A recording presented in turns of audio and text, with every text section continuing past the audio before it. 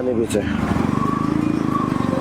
আমি এর আগেও একবার এসেছিলাম, কিন্তু এইবার যে সুন্দর করে সাজানো গোছানো, সেবার আমি এরকম পাইনি, বিশ্বাস করেন।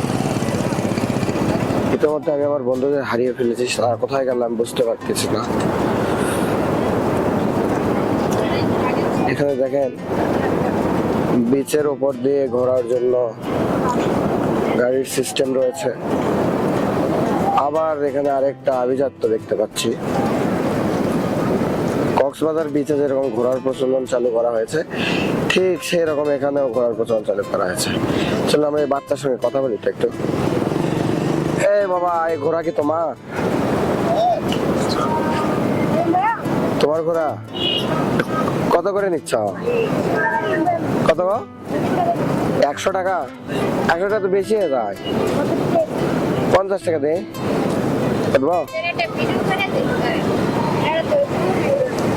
দাঁড়াও, আমি উঠা।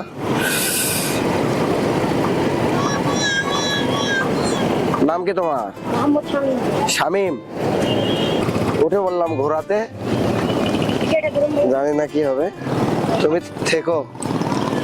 আল্লাহ, পরে যায়নি। আল্লাহ, দেখো আল্লাহ, বাহ, খুব চমৎকার। নিজেকে একটু রাজা রাজা মনে হচ্ছে।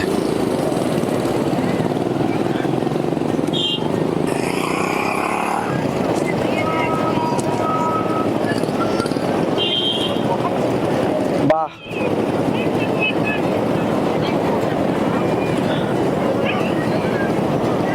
ঘোড়ার নাম কি গো? কোবরা। কোবরা তো সাপের নাম হয়।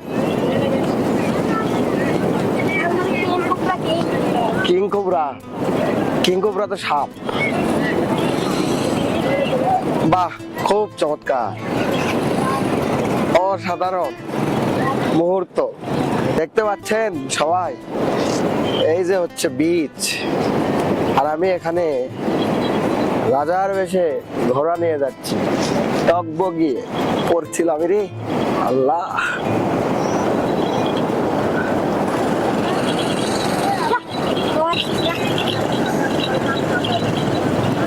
যা ঘোড়া যা, টকবগিয়ে যা, যা যা যা, টকবগিয়ে যা।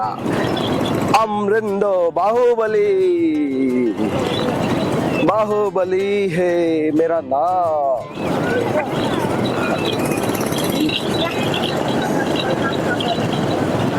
जा घोड़ा जा, टकबगिए जा, जा जा जा, टकबगिए जा। अमरिंदो बाहुबली, बाहुबली है मेरा नाम।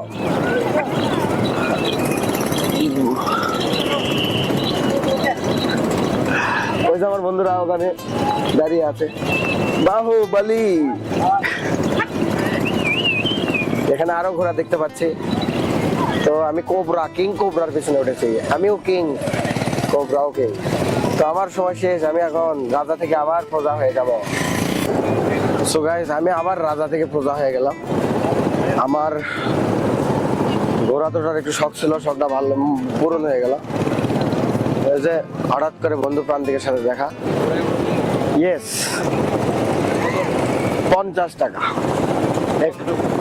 এই পাশ দিয়ে, এই দিক দিয়ে না।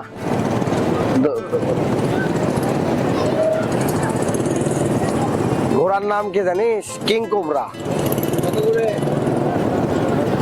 আমার পাশে একই সমুদ্র, ভিন্ন আকারে ভিন্ন সৌন্দর্যে মণ্ডিত। তো এখানেও ঘুরতে ঘুরতে সবাই ছবি উঠানো, ভিডিও করা, ঘোড়ায় ওঠা, এই যে দেখতে পাচ্ছেন বসার জায়গা, এগুলাতে বসে বসে সময় কাটাচ্ছে, নিজের ডিপ্রেশন কমাচ্ছে। আপনারাও চাইলে আসতে পারবেন, কোনো সমস্যা নেই। এখন আসবেন, কম খরচে ঘুরে যাবেন কক্সবাজার।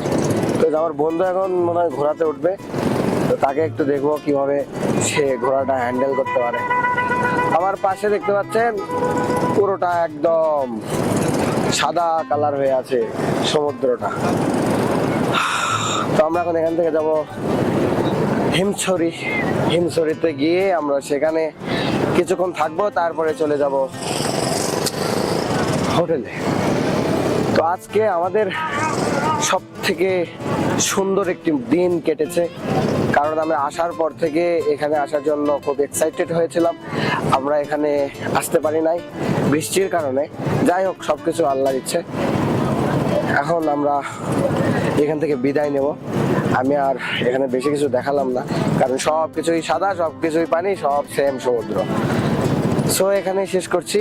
ভালো থাকবেন সবাই, আল্লাহ হাফেজ।